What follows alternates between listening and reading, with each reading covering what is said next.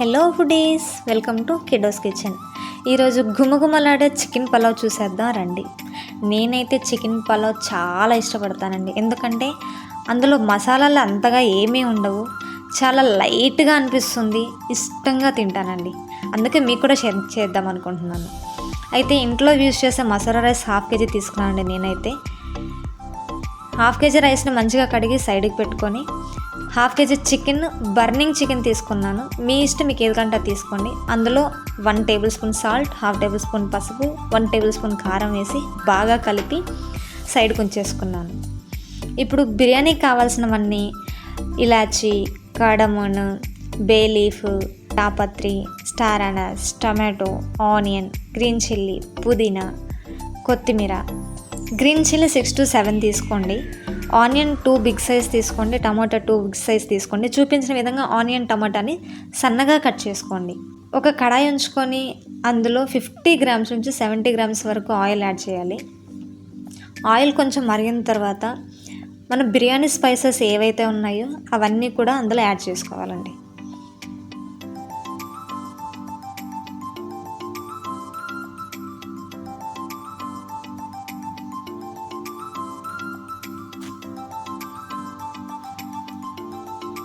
Biryani spices అంతా కొంచెం fry అయిన తర్వాత గ్రీన్ చిల్లీ యాడ్ చేయాలి.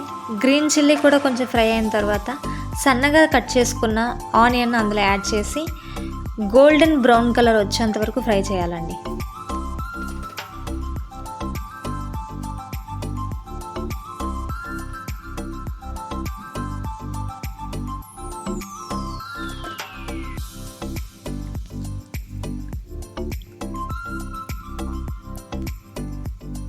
ఇలా గోల్డెన్ బ్రౌన్ కలర్ చేంజ్ అయిన తర్వాత 2 స్పూన్ల అల్లం తెల్లగడ్డ పేస్ట్ వేసుకోవాలి. అదేనండి జింజర్ గార్లిక్ పేస్ట్ యాడ్ చేసి పచ్చి స్మెల్ పోయేంత వరకు ఫ్రై చేసి మనం ఆల్రెడీ మ్యారినేట్ చేసుకున్న చికెన్ అందులో యాడ్ చేసి బాగా ఫ్రై చేసుకోవాలి.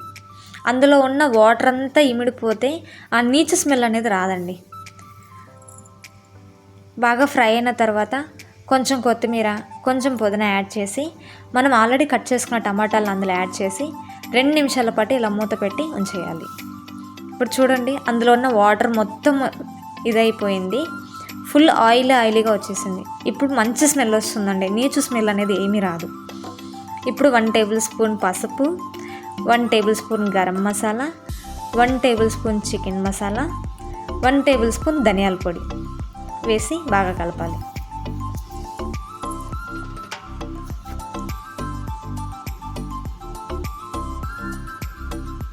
ఇలా కలిసిపోయిన తర్వాత మళ్ళీ కొంచెం కొత్తిమీర యాడ్ చేసుకొని పుదీనా కూడా యాడ్ చేసుకోవాలి. ఇలా యాడ్ చేయడం వల్ల అరోమా స్మెల్ అనేది చాలా బాగుంటుందండి.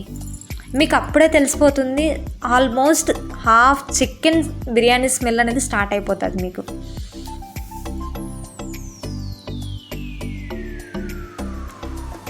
ఇందులో 1 గ్లాస్ రైస్కి 2 గ్లాస్ ఆఫ్ వాటర్ యాడ్ చేసుకోవాలండి. ఇప్పుడు నేను 1/2 kg రైస్ తీసుకున్నాను అంటే 1 లీటర్ వాటర్ యాడ్ చేసుకుంటాను. ఇలా వాటర్ యాడ్ చేసిన తర్వాత ఇలా ఫుల్ బాయిల్ అవ్వాలి. వాటర్ బాయిల్ అయ్యేంత వరకు రైస్ వేయకూడదు. బాయిల్ అవ్వకముందే రైస్ వేస్తే రైస్ అంతా ముద్దకు అయిపోతుందండి.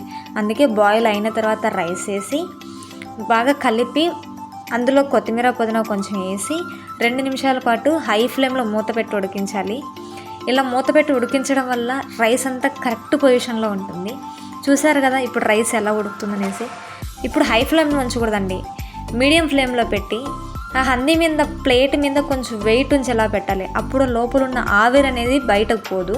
ఆ ఆవిరితోనే సగం బిర్యానీ అనేది మంచిగా ఉడుకుతుందండి.